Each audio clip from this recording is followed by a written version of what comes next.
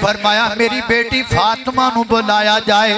سیدہ فاطمہ رضی اللہ تعالیٰ عنہ نو بلایا گیا تے ماں فاطمہ کوڑا کے میرے نبی دے بیٹھ گئیاں تے میرے نبی دے بدن دی کیفیت تے بیماری تے سختی وے کر کے رو پئیاں تے رو کے فرماتیاں نے با کربا باہو، آج میرے ابا جان نو کتنی تکلیف ہے تے میرے آقا فرماتے نے فاطمہ آج تو بعد تیرے بابے دیاں تکلیفاں مک جان گیاں، آج تو بعد تیرے بابے نو کوئی دکھ نہیں دے گا، آج تو بعد تیرے بابے تے کوئی کدیاں اجریاں نہیں سٹے گا۔